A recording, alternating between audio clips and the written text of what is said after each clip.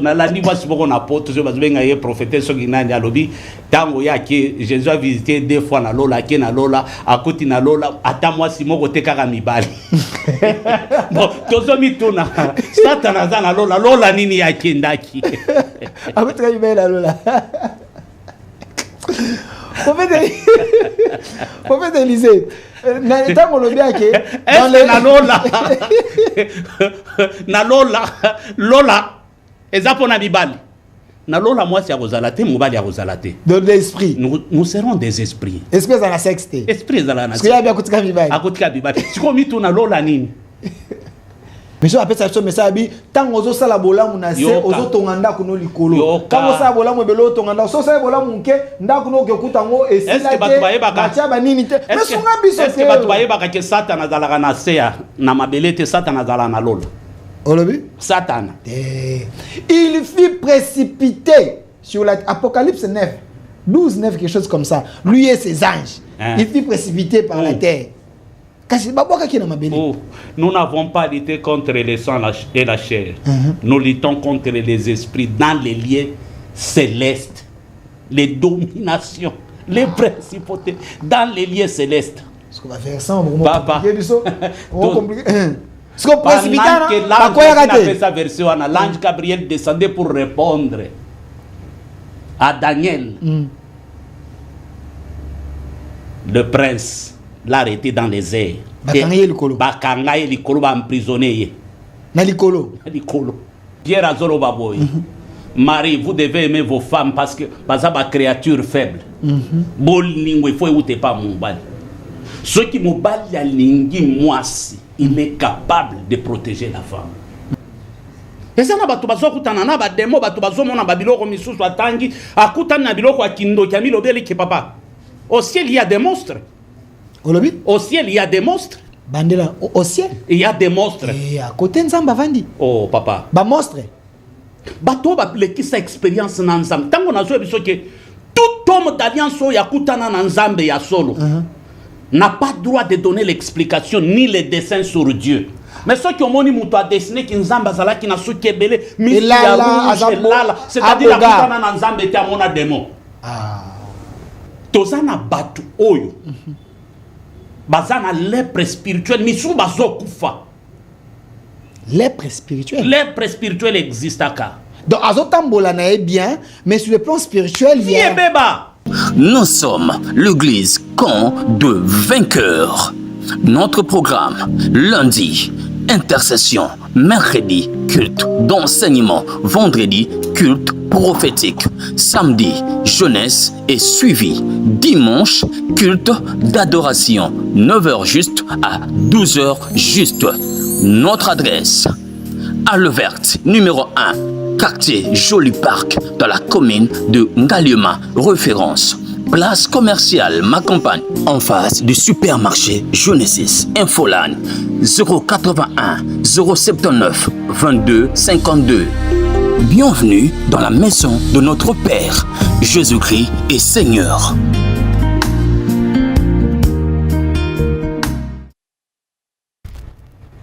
Des retours sur ce plateau. Comprenez mes émotions.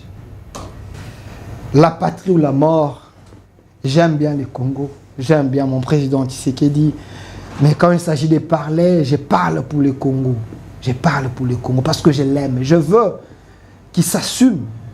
Je veux qu'il s'assume. Parce qu'avec lui, il y a quand même l'espoir. Prophète Élisée Kongolo, responsable de l'église, camp des vainqueurs, une fois de plus, soyez le bienvenu. Merci, Papa. Prophète Élisée Tobanda qui a eu un sujet très important sur l'impact d'une véritable alliance conclue avec Dieu. Avec Dieu, oui. Alors, la troisième partie, excusez-moi, je suis un peu monté, mais c'est important. Bato balanda ki bisote, ebele batuni mwa mituna. L'ange de l'alliance, prophète Élisée, onngolo baso nini. Est-ce que ezokende na sens o ba kabbaliste ba teaka que Dieu met à ta disposition ange. On a côté à en géologie ton ignorant. Non, ça n'a rien à voir. Chaque alliance particulière, une véritable alliance, Dieu établit toujours un ange qui accompagne l'homme de l'alliance. Ok. Je crois dans Malachi Totanga qui va baigner même l'ange de l'alliance. Les Londres tozo évolué tozo à Genèse 48, le 15e verset à 16. Bible et le Bible, c'est Jacob qui parle à Joseph. Les dieux en présence duquel ont marché mes pères. Les dieux qui m'a gardé depuis que j'existe jusqu'en ce jour. L'ange qui m'a délivré de tout mal. Bénisse ses enfants, qu'ils soient appelés de mon nom et du nom de mes pères. C'est l'ange de l'alliance. Mais cet ange de l'alliance délivre Jacob. Autour des fils de Joseph, qui sont des victimes de l'alliance, l'ange les bénit. Parce que Joseph était un bénéficiaire de l'alliance. Mais les fils de Joseph, c'était des victimes de l'alliance. Le même ange, il délivre Jacob de tout mal. Mais il bénit les fils de Joseph. Deuxième exemple, c'est Exode 23, verset 20 jusqu'à 24. Dieu dit à Moïse, après avoir conclu l'alliance, je mets un ange plutôt devant toi. Et cet ange porte mon nom. Il ne supportera pas vos bêtises, vos péchés. Ceux qui étaient à Kobo Mabino. Ça, c'est l'ange de l'alliance. À supporter ma bêtise, à supporter ma péché. Ceux qui étaient à Kobo Mabino. Même Jésus, en Gethsémani, Jésus avait besoin d'un ange pour le fortifier. Toute alliance particulière, où ils ont bien conclu avec Dieu, Dieu dispose toujours un ange qui va accompagner l'homme de l'alliance. Na trajectoire naie. Oko comprendre na Exode 23, nzamba zolo bake ange oyo. Na komema bino ti côté bokokoma. Mais ako supporter buzobate. Soki boyoki ye akosunga bino. Soki boyoki ete akoboma bino. Ok. Mais soki boyoki ye banguna na bino bakokoma banguna na ye. La Bible le dit, il porte le nom de l'Éternel. Il porte le nom de l'Éternel. Nous avons un problème aujourd'hui. Chaque alliance, même l'homme de l'alliance, doit payer un prix, papa des fins. L'homme de l'alliance est censé payer un prix. Un prix. Ok. Pour une alliance, on a conclu dans Zambie. Donc il n'y a pas une alliance gratuite. Non, sans prix. Alliance Mo et Salami, par la bonté de Dieu, au foot, on est le côté, vous continuez avec ça. Ce qui est dans le domaine, l'homme de l'alliance a foutu à Capri. Parce qu'un homme d'alliance, il est plus que 10 000 satanistes. Un homme d'alliance vaut mieux que 10 000 satanistes. Parce que sa mission est définie par Dieu. Ok. Alors, il doit payer les prix. Bamisou Sokoti au monde ensemble conclu une alliance. Mais il devient un homme solitaire. Un homme seul. Il perd même ses amis. À perdre même la relation naïe. A commis enfermé uniquement propriété privée en Zambie. Bamisou Nzamba qui n'est plus loin. Il éprouve même le mariage. Ceux qui ont su batouner Tiba Jérémie. Dieu lui a privé le mariage. À cause de l'alliance. Papa, pour payer les prix. Alors ce n'est pas n'importe qui a kokiko la mukanatongo. Parce qu'Ami Bengi Mwana Nayo, et puis il a la facilité à kokota en alliance. Même nos fils spirituels doivent payer les prix pour la kokota en alliance. Mais là, on est ce problème est comme parce que c'est vrai, un homme de Dieu, il faut payer prix pour un homme d'alliance, plutôt il faut payer prix. Nous avons vu l'exemple dans la Bible, Paul. Qui prie à foutre pour l'alliance. Non, ça n'a rien à voir. Ça n'a rien à voir. Ceux qui Paul va prier au Paul à payer à Paul à Zoloba. J'ai appris à être dans la joie. Même Nathan Wapas. Il n'y a pas un apôtre qui a été persécuté comme Paul, hein? Mais lui-même était le persécuteur. Papa, Yoka, il a payé le prix. Ok. Il n'y a pas un apôtre où il y a Paul. Il y a même des prophètes, Bible, les prophètes, sentir na ya kangango na loboko. Ils prophétisent malheur au éco comme la Paul. Et tant que Paul a ça la voyage, Bible le lobini. Il dort. Acte ndazo pesa verset wana. Il dort. Dieu nzamba bimelié. Et il dit à Paul que avant bokoma, nous frage ko salem. Mais loba na bateau bazana barque oyo na bateau mutomoko ta kokufa à cause na yo. C'est-à-dire à cause de l'alliance oyo Paul azalaki nango malgré naufrage bateau bakufate. C'est le Dieu de Paul a protégé bango. Mais tango bakomi na ngamo mususu papa ba barbare bazo bazana moto parce qu'il faisait très froid. Paul a keko katabanzeta ya kocha serpent bimia soit Paul. OK. Il y a des combats où il y a Simba Kabatu y alliance. Non pas parce que bazo sambela beaucoup, mais parce que mutu y alliance. A comme ka témoin gênant pour Satan. OK. Satan zoluka tout pris parce que ayebi makambo ebele nzamba définir mission nae. Yango Satan zoluka tout pris à l'ongolo e kagana se amoi. OK. Mais comment maintenant le diable le piège papa Delphin? Parce que belé ba tomba na ba piège wana. J'ai vu avant-hier Touta qui n'a prié la jeune il y a 3 jours. Pendant qu'on priait papa Delphin. J'ai vu même des pasteurs kabbalistes s'organiser avec des femmes au kilt pour nous contenter biso. Un jeune prophète m'appelle. Papa n'a landi enseignement sur la fréquence prophétique. Nana pose impactation boyna boy. Je lui pose des questions. Quel est ton message? Tu es prophète des dons ou bien des ministères? Et on a bandit poser la question, tu as quelle vision? Asa na pointe noire, tu as quelle vision? Oh, vision n'angeza boy. Non, non, toi tu n'as pas une vision. Yo zamu tu yaba l'Éternel me dit ceci, bah tu yaba talit. Oui, papa, tolata kaba talit, mais tozana biloko on a te papa, tolata kango par formalité, tango tolobaka, l'Éternel me dit ceci, j'entends dans mon esprit ça mot dans le mot douté, tu le sais. Et ce que je papa Delphin. Oh, daddy, je suis convaincu à ma conseil au Pessingai. Est-ce que je peux faire une offrande numéro Natunier? Pourquoi tu m'appelles dad? Et pourquoi tu veux faire l'offrande? Est-ce que je t'ai exigé de faire l'offrande? Oh, selon ma conseil, ma Pessingai pas ma kouloutou que ce qui m'a pas capé sur conseil, il faut toujours se Natunier au ligno au Serango et Panan. Pourquoi tu m'appelles dad? Je l'ai cassé. Quelque temps après, c'était des femmes. OK. Misusu ya poto. Papa singa numéro na yo pour que na soutenir. Est-ce que maman ba soutenir aka mutu boy?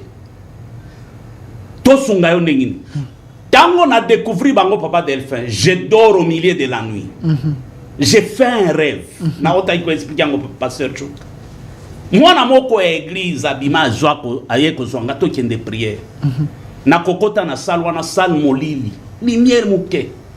Si ko basi ba piéger nga ba tche talit moko a munene na se. Or talit wana soki onyati yango boy c'est fini okomi envoûté. OK. Nazo kota na salwana. Na moni ba pasteur misu kabbaliste na ba prophète ya mboka na biso. O ya minene na salwana bazozelanga. Et toeba kiteke akoya a convaincre aye. Si ko tango nga nazo kota talit wana eza invisible hein. Soki onyati yango c'est fini. Maintenant na continue so ko fongwa na zui talit wana. Et nazu yango na tiango na mutu na komi ko imiter bango. Ils étaient troublés comment na tuni bango elamba o signifia nini? Moko na ba prophète azo répondre nga elamba o Père Noël nda pesa biso yoka pas Dieu Père Noël. OK. Nda pesa biso ke mutu nyonso akonyata elamba o c'est fini. Mais to kamu ndenge yo moni et pour longoli elamba wa. Nazu elamba wana na bwaki yango na moto. OK. Na tuni mwana wana nde place okotaka. Attends, le matin j'appelle ce petit prophète là. J'ai dit petit makambo bosala ki na butu. Na mona ki réunion na bino. Mais batu nyonso ba mekaka bangote. Je te laisse 4 jours soyo se repentir te l'un de ces 4 matins. Okoye bake ezana bato batambola na nzambe. Oh papa, ngai nasala ki lokote na ebisi nazana posa olobate. Mais je te dis l'un de ces 4 matins. Okoyeba que batu misusu ba meka bangote. Ozomon.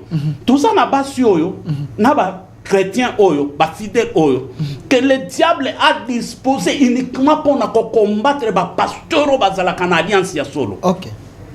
Mode opératoire na bango ezandengi. basibla koko ki omono ki ote na église par exemple yo za pasteur na côté en église na yo na yebi bandimi na yo te mais omoni na zobima na za na porte il faut faire très attention na bandimi wana bazala na ba essence moko exagéré papa de ndo mona ye ozobima aussi ici côté ya ozobima ya kwa ina makolo na yo oh daddy Delphin ça c'est mon offrande pendant que tu prêchais j'aimerais sceller la prédication à Zandoki. La majorité. Ok. Azandoki. C'est-à-dire à Zoluka, tango akopesa wana eza cadeau empoisonné. Et bandimi oyo monaka, baza prêt à tout. Baza emporter na bavant nyonso. Papa, ndenge tozote awa. Je ne passe pas à la télé pour dire aux gens que moi, Élisée, je dois résoudre tous les problèmes yabato. Non. Moi, j'enseigne la parole. Les miracles dépendent de ta foi. Ok. Foi na yo. Ceux qui foi na yo, écoute, na onction na zanango, na alliance na sala na nzambe. Papa obiki. Ok. Mais il y a des gens au bazoya. Basi ba pesi bango mission uniquement ba luka ba erreur. Place nini. Akomona ba fai na yo, abimisa yo fo. Place nini akomona ba erreur.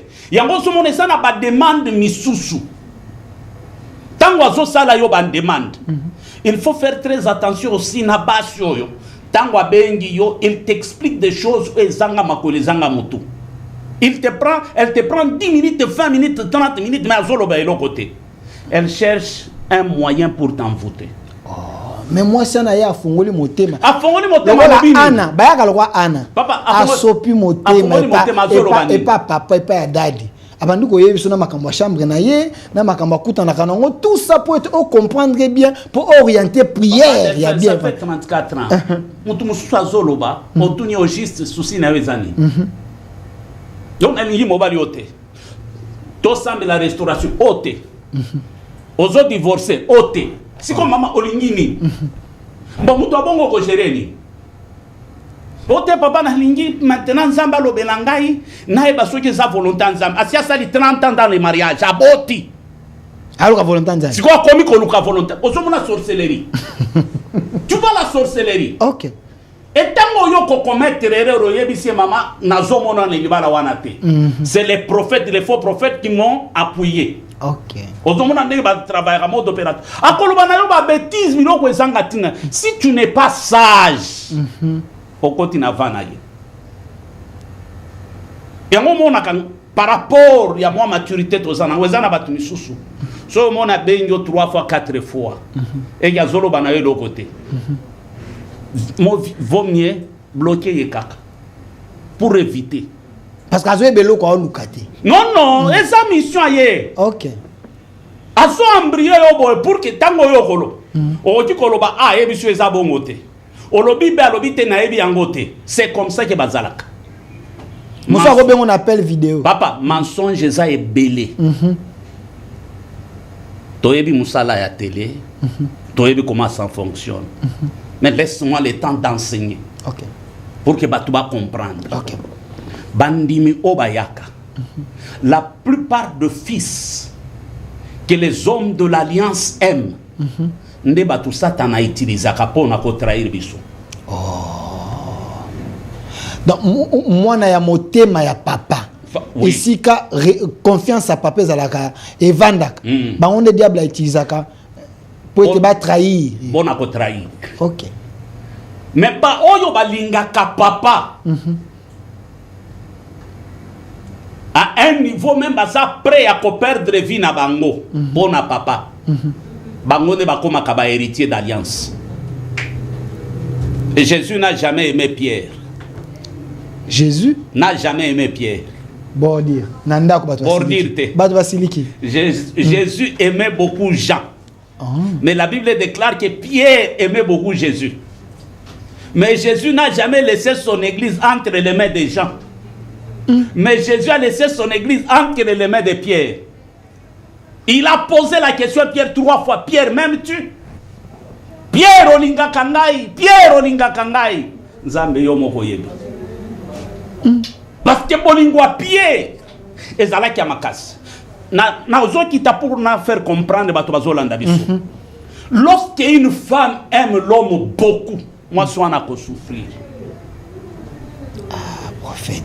Obé ça mabala batute. Nazo bebi ça mabala batute. Basi baso balinga kamibali mingi bazali C'est la Bible. Bana poto bazali. C'est la Bible. Pour baboete ba longola bolingo ba papa ba ya aussi. Pierre Azolo Baboye. Pierre Azolo Baboye.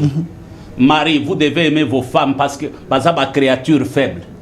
Bolingo il faut écouter pas mon bal. Ceux qui me balent ya lingi moisi, il est capable de protéger la femme. Quel que soit ma problème l'homme est capable. Mais Dieu exige à la femme d'être soumise.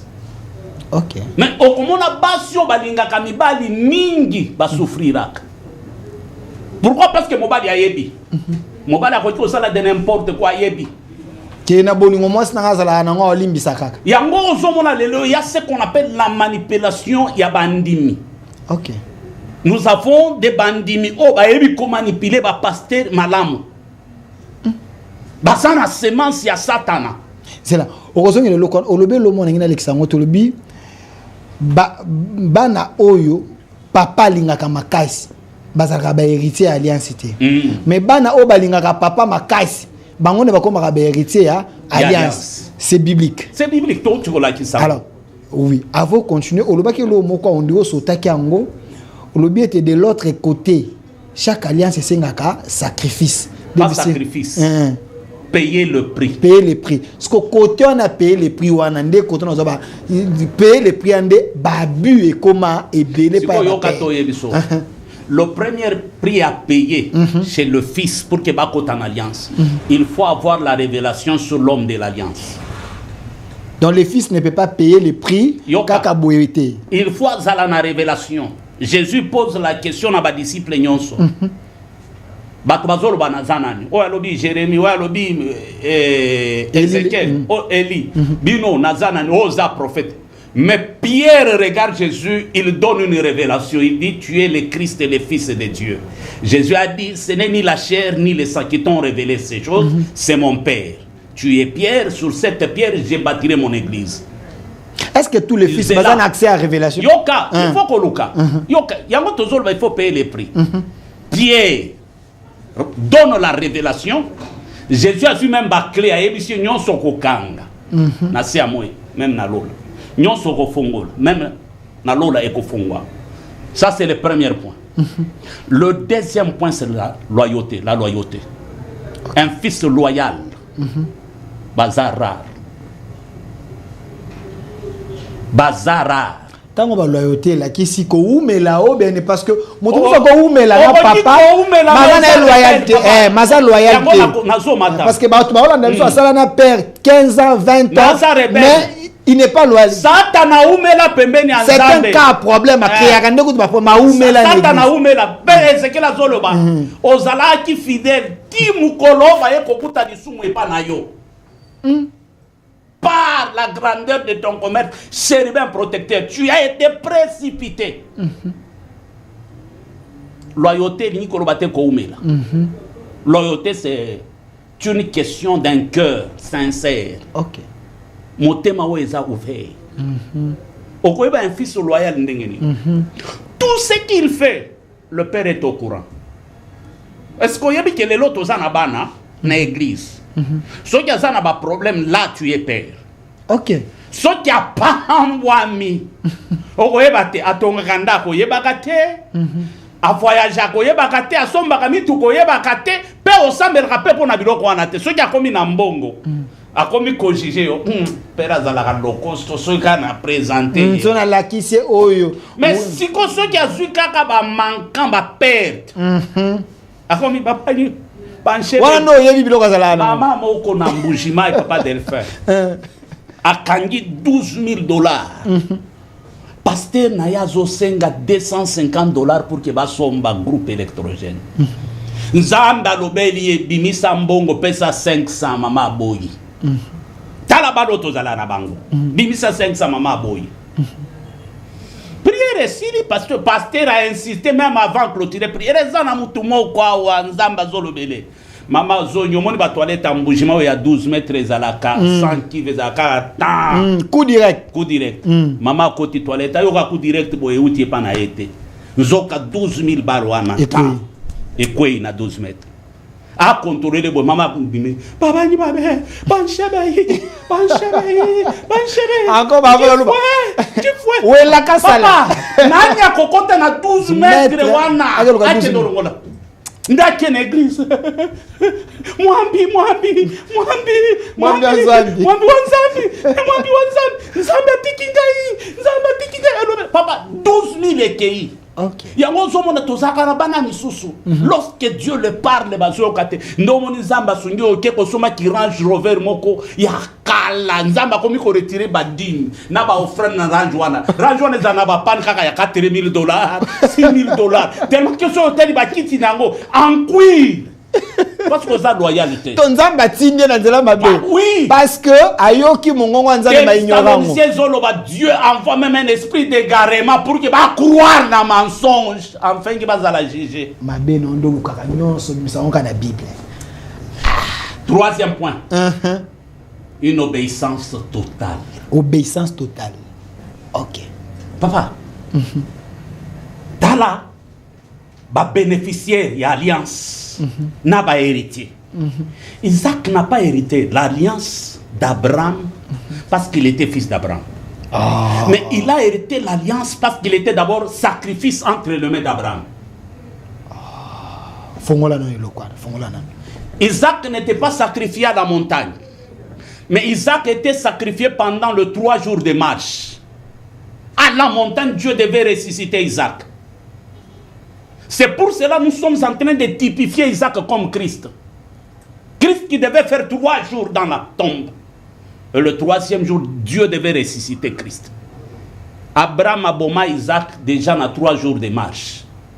Nangomba, Nzambe et Abraham, il fallait ressusciter Isaac. Ça a 3 jours avant de Nangomba? Oui, oui. Pas que nous sacrifier? Oui, oui. Ok. Tant qu'on va comme serviteur, vous restez ici. Moi et mon fils, nous irons à la montagne adorer Dieu. Ok. Pour Abraham ko sacrifier moi nana papa Isaac azomona ne bazo kangaye basinga l'obéissance. Un fils sacrificiel, il est un tremplin pour le ministère de son père. David avait l'onction royale. Mais David n'avait pas le peuple. Pendant que David fouillait Saül, la Bible déclare 400 hommes, 400 chègues. Ils ont compris que David avait une destinée royale, une destinée prophétique. Ils ont dit à David, avant de régner sur Israël, viens régner sur nous. Bandimi David a Zaramokonzi, ne place ba guerrier babima. L'obéissance. Tozana bana lelo. Basa obéissant na ba pasteur na bangote. Yango so mona bana ebele ba lobela alliance ba père na bango na monoko. Mais batikala koko tate. Tu sais pourquoi? Tu peux mentir ton père spirituel, l'homme de l'alliance, tu peux le mentir. Mais tu ne mentiras jamais l'onction qui est liée à l'alliance. Il y a une différence. Il y a l'onction liée à l'alliance, il y a l'homme à part. À part. Parce que l'onction qui est liée à l'alliance, l'onction qui est liée à l'alliance juge le cœur. Ok. Ce que ça faux, onction ane kobomayo. L'onction peut tuer? Et bomaka. L'onction. L'onction est bomaka. Bible lobby ne touchez pas mes ouins. L'onction est bomaka. Bible lobby, l'onction brise les jougs. C'est pourquoi tant aux yeux liboso papa nayo. Il faut à la sincère. Les vrais. Les vrais. Les véritables. Les véritables. Tant aux yeux, il faut à la sincère. Parce que au kotiko zala na apparence ya bana moko neti bano baza obéissant. Mais tant onction zota la yo. Ils ont mon obéissance c'était. Dans les enfants hypocrites. Je prends un exemple. Ok. Géasi était à côté d'Élysée. Lorsqu'Élysée a refusé le présent de Naman, Géasi a tourné à Kekolanda, Kekosenga. Que Tata Tindinga na ya kozwa biloko. Il ne savait pas que onction ya Élysée bana komonaye. Azongi Élysée pendant que tu prenais les histoires, mon esprit était avec toi. Ok. Je t'ai vu. Azalaka frappé na lèpre. Ok. Ah, papa, ce que je suis Aaron à Myriam. Basala mbeba. Moïse alimbisa bango. Mais l'onction de l'alliance à Moïse, il mis ça bangote. Bazoa lèpre. Tozana batu oyo. Bazana lèpre spirituelle, misou bazo kufa. Lèpre spirituelle. Lèpre spirituelle existe à ka. Donc, Azotambola est bien, mais sur le plan spirituel, il y a... Beba. Ok. Abinisaka solo kopola. Parce que Simba qui n'a interdit. Donc, Azo produire thé, alors à koufa spirituellement. Lorsque tu es dans l'église, tu critiques ton père spirituel aussi, si est l'opposé. Et demain matin, tu viens au Fukami, oh daddy, j'ai besoin de l'impactation. Impactation, ni aux autres. Ma boko est bon, on est comme onction et bénédiction. Ok. Il y a quelque chose que Dieu te bénisse, onction et changer en go. Donc, il y a Yebina été. Aza ignorant que mon fils m'a critiqué. Mais il y a assemblé pour non normal. Mais l'onction, ça n'a qu'à il faut localiser et ça, il est contraire. Et ça, il est contraire. Donc plusieurs enfants d'église baza maudit. Baza bongo papa. Ba vie na bango e beba parce que ba message na maboko ya ba père spirituel na bango. Et comme nango li message. Okoyoka ba misusu. OK. Église ango na pesa ba offrande na sens nyonso na koma cassé. La personne ne donne pas des offrandes avec foi ni révélation. Mais elle donne des offrandes pour impressionner les autres. Ouais. Ba mona ke so ba sengi enda kindaka. Ya yaka. Ndio komona ba nyonso ba loba na biso to sala. Mais vie est changée au sala nini? Quelle est la révélation que yo zanango pona mosena nzambe? Ba miso ba koma ba modéliste. Yeso alati azoke de liboso, il faut bo remarquer que frère wana kendaki alati kaza. Donc il part à l'église pour impressionner les gens. C'est pourquoi ce monde a lelo. To sana ba pasteur o ba sana alliance ya solo. Mais au moment où tu as ça, na bango, liwan des Olanda bango. C'est l'onction de l'alliance qui ont frappé bango. Ok. Les autres sont dans l'église, bah quand épelé, on va toucher na interdit. Ok. Manque à révélation. Bible nous dit, tu contempleras un souverain sacrificateur comme un homme saint, sans défaut et sans tâche. Combien de temps na bango na église musala na bango kaka koluka ba erreur ya papa? Yeso ki papa atei nyonso ne amona côté ka papa sala ki mo erreur nde côté ya noté. Voilà ko fanda fani spe batu. Abando laksa bango. Ba sadicé ba za na église, ba scribe, ba pharisien, ba za na église. Bon, au moni bino comme susu hein. Mais na éviter makambo via salaka. Oebi ba main libre mususu azobeta so ke zala ki ngambele na bima église kala. OK. Langue de vipère. Lorsqu'on reproche un fils, et puis on peut sentir que a sangi sagesse, akokati ko benda yo pembeni. Alobela yo, mais alobelo na miso abatu boye. Landa via batuane beba. OK. Landa via batuane beba. Pourquoi ba toucher l'interdit? Ba toucher l'interdit. Et onction y alliance. Et pour sauter bangote. OK. C'est pourquoi l'ange de l'alliance, oh bachali bosso ya Moïse. Balobi a aussi porté l'isumute parce qu'il porte le nom de Dieu. OK. Il porte le nom de Dieu. L'homme qui a une véritable alliance, il a l'ange de l'alliance aux Otambolanae. Voilà. Dans l'ange de l'alliance, on voit les cœurs des gens. Donc, lui, il a l'onction et l'homme de l'alliance, là, a accompagné. Donc, tu ne peux pas tromper cet homme d'alliance. Papa, tous exemples. OK. Pierre a bénéficié de l'alliance de Jésus. Ananias n'a Saphira va tromper Pierre. Qui les a tués? OK. Bandelano. Va tromper Pierre. Qui les a tués? Et ça qui sur l'issola, offrande, là, OK. Bango, qui pas Pierre, oh, toteka, qui est qui, ainsi de suite. Et directement, ils ont succombé sur place. Donc, devant cet homme d'alliance, la mort marche à côté de lui. Un fils sans père, c'est un fils qui n'a pas de repère. Un fils sans père, c'est un fils qui n'a pas de repère. Mais monsieur, les pères, c'est le Saint-Esprit, c'est le Dieu direct. Il ne faut pas passer par une personne. Il y a mon Saint-Esprit. Bible olobi nature ezo enseigner bisote soki muto asili sina médecine fois qu'il ne travailler na dispensaire à docteur mususu pour que acquérir. Toi si na droit il faut qu'il y ait un cabinet à avocat mon célèbre pour ça la même 5 ans pour que ça la stage professionnel. Tout stage académique. Mais yo bimi kaka boyo ko communiquer batunini message ni no zanango. Donc aux yeux révélation, mais il faut passer na maboko à moto. Qui t'a dit bilo komona qui ça vient de Dieu? Yo zana discernement yo. Ezana batu bazokutana na ba demo batu bazomona ba biloko misusu atangi akutana na biloko akindo kya milobeli ke papa. Au ciel il y a des monstres. Au ciel il y a des monstres. Bandela au ciel il y a des monstres. Et à côté nzamba vandi. Oh papa. Ba monstre. Bato ba pleki sa expérience na nzambe. Tango na zo biso ke tout homme d'alliance ya kutana na nzambe ya solo. N'a pas droit de donner l'explication ni les dessins sur Dieu. Mais ceux qui ont moni muto a dessiné qui nzamba zala qui na souki ebele mi lala c'est-à-dire la kutana na nzambe te amona démon. Batu nyonso ba mona nzambe papa batikala ka bouche be soki otuni ya ko yebi soki na sentira ka bolingwa nzambe pénétrer ngai. Mais je n'ai pas des explications à donner.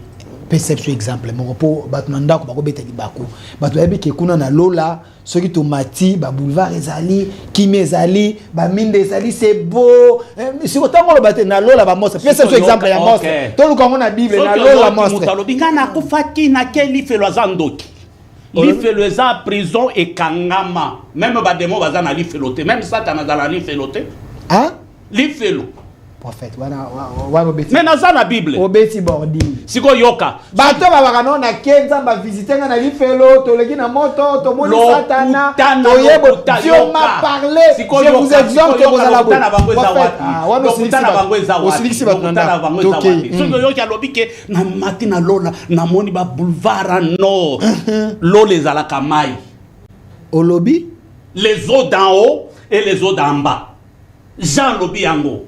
J'ai vu sous le trône un fleuve de cristal. L'eau les alakamai. Olobi. L'eau là. Les alakamai. Mais tout ça dans la Bible. C'est Jean. L'ange dit à Jean, monte ici, je te ferai voir ce qui arrivera dans la suite du temps. Apocalypse 4.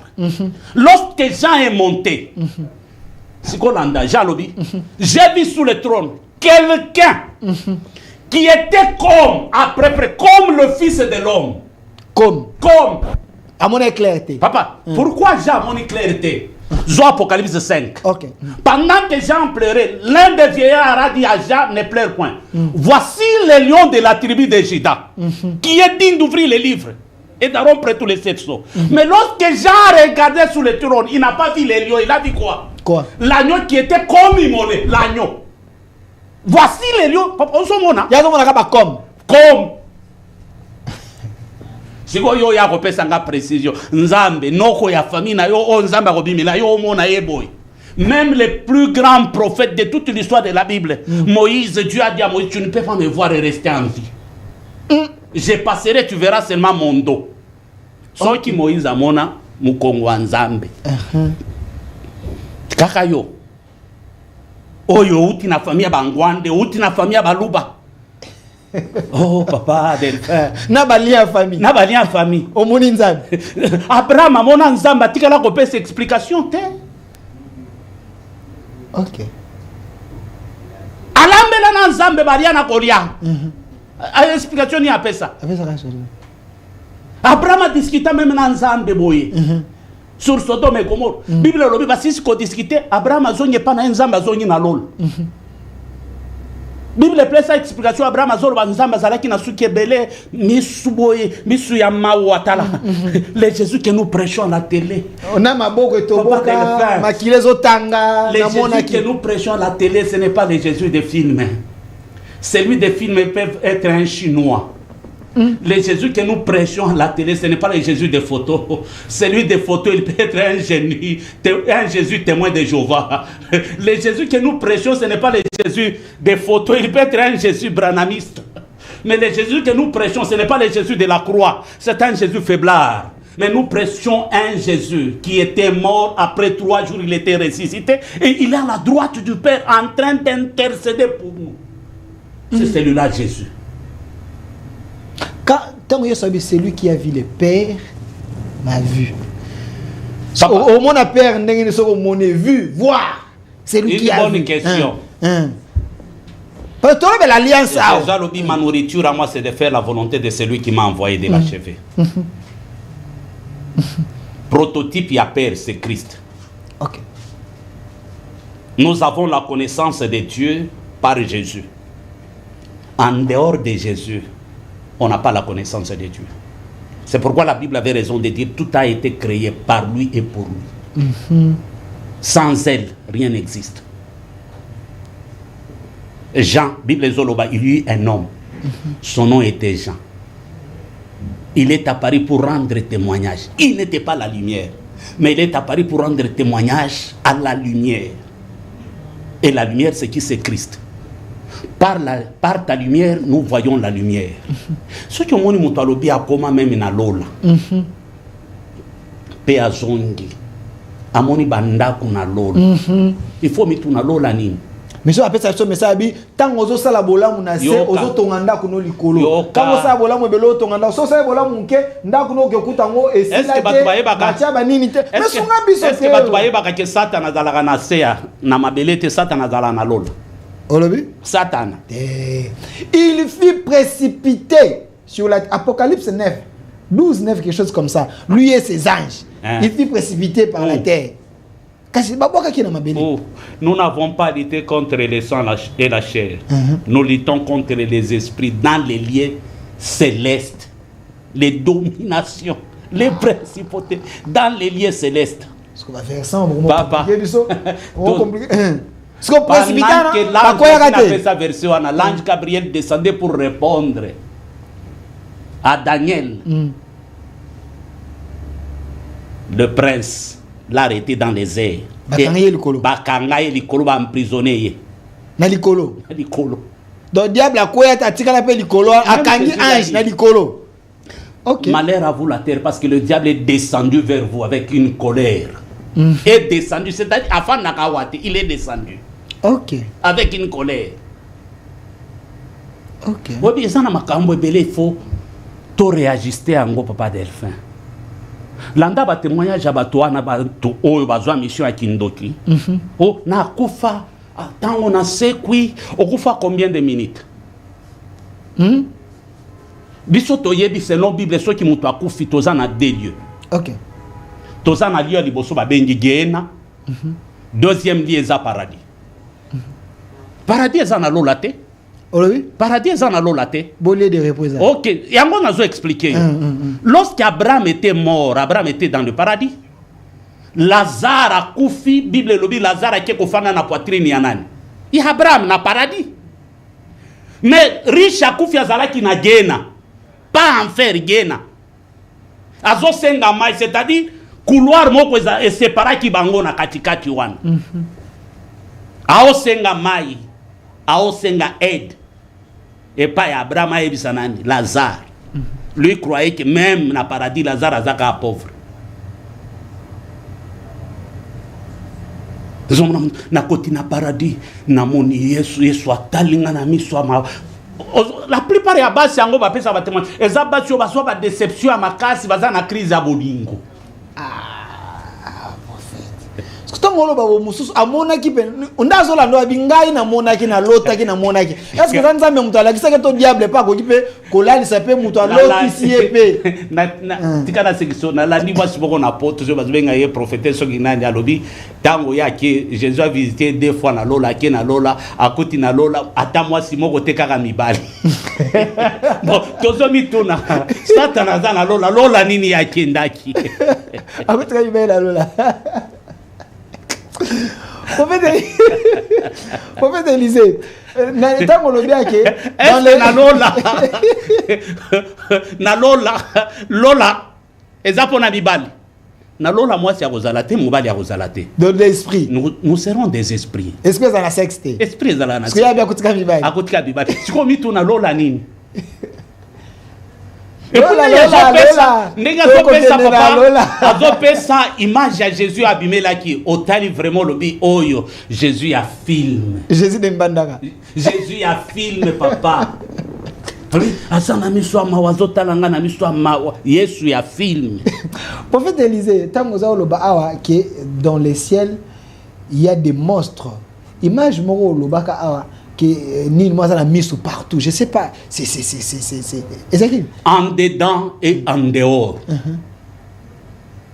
Ba séraphin bazalanga na miso partout. Ba séraphin. Bazalanga na miso partout.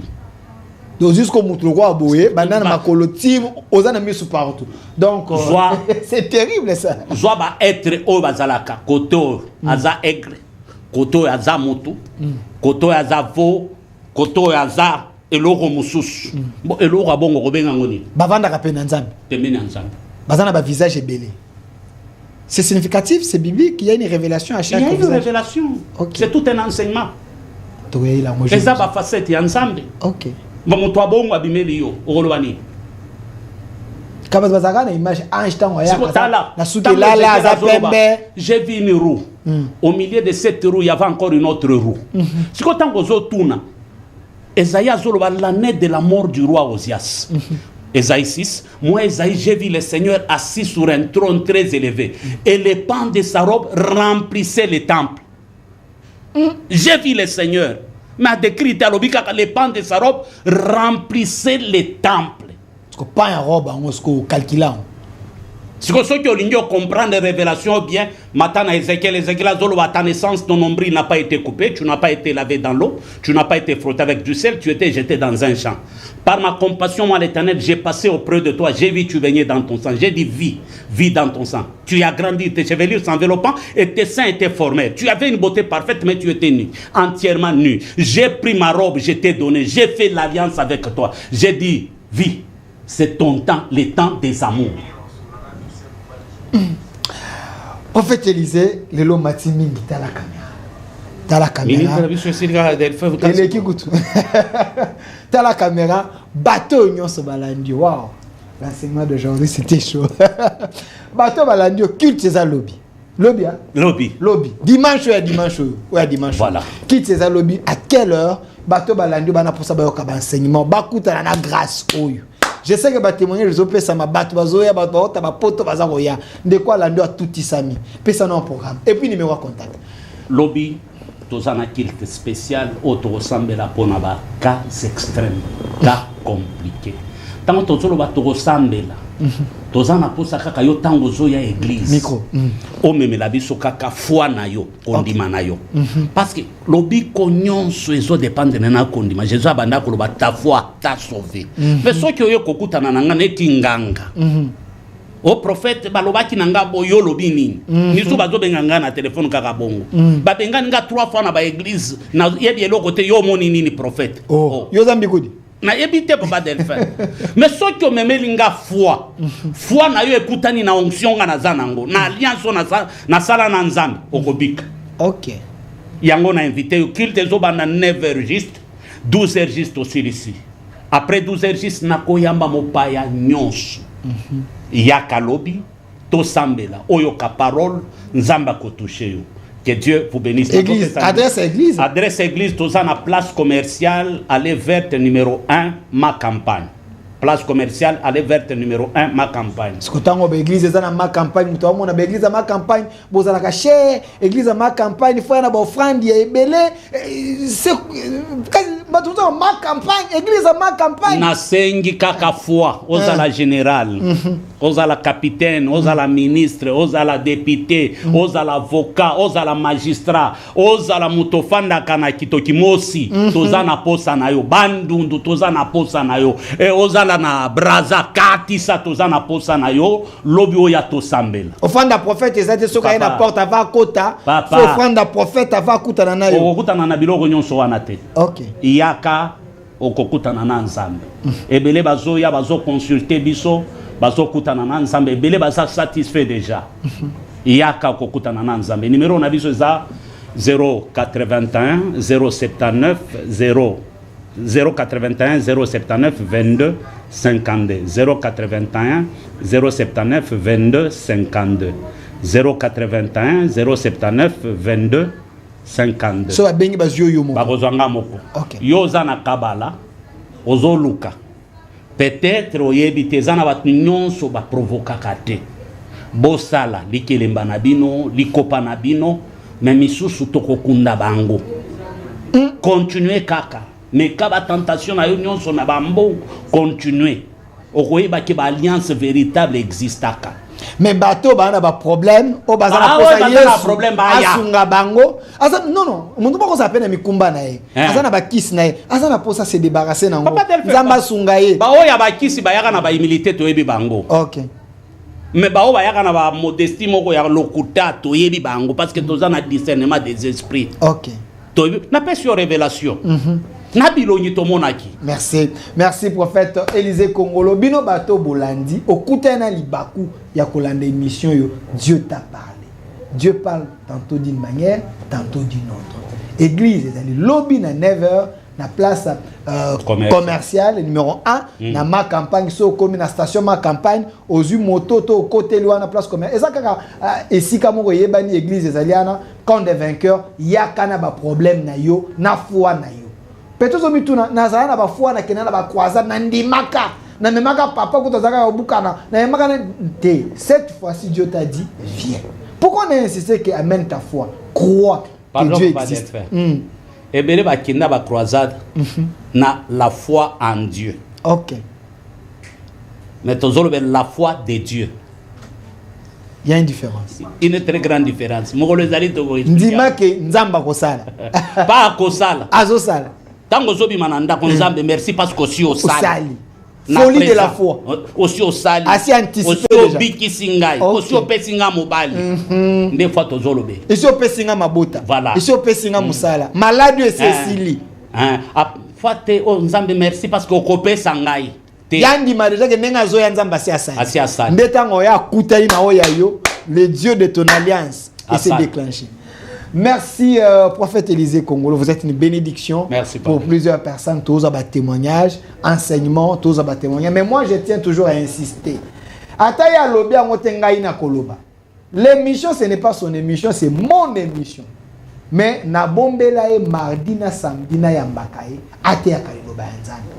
Pona yo oyo kabaka na yo zo solution nzambe na ye asalila. Son Dieu qui est le Dieu véritable.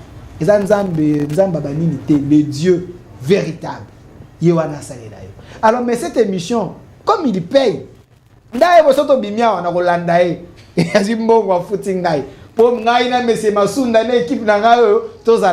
mais si toi, mardi et samedi, je préfère na foutre là un mois, tu na foutre là une émission, ayaka côté, bananzambe bayoka, babika, nenyenga na yoki, ba misupe bayoka. Le Dieu va regarder la source. C'est comme bon routaki. À côté là, problème à na yo, à côté là, problème na yo, problème mobile parce que le Dieu, il est toujours reconnaissant. Alors, sponsorise cette émission, accepte de payer une émission ou des émissions pour faire des ayaka koloba. Il y a un instrument. Nzamba zo c'est là, ayaka koloba. So mono ko le kananzela na ngaite, appelle son numéro. Il a donné le numéro. Les prophètes finira toujours par vous mettre en contact avec moi pour être ayaka kolekole mbonga bana na ye. Et ma poche pour une émission bimisa tambongo na ya kolia obité na foot émission moko prophète alekate mukini muimba balanda. L'émission déjà en direct sur notre chaîne YouTube au Centre TV et Delcas Télévision et aussi sur Lisemerie Télévision. Une autre RDC est possible. Au revoir. Parole pure, un enseignement sans mélange. Nous sommes l'église camp de vainqueurs. Notre programme, lundi, intercession, mercredi, culte d'enseignement, vendredi, culte prophétique, samedi, jeunesse et suivi, dimanche, culte d'adoration, 9h juste à 12h juste. Notre adresse, Halle Verte, numéro 1, quartier Joli Parc, dans la commune de Ngaliema, référence. Place commerciale Ma Campagne, en face du supermarché Genesis Infoline, 081 079 22 52. Bienvenue dans la maison de notre Père, Jésus-Christ est Seigneur.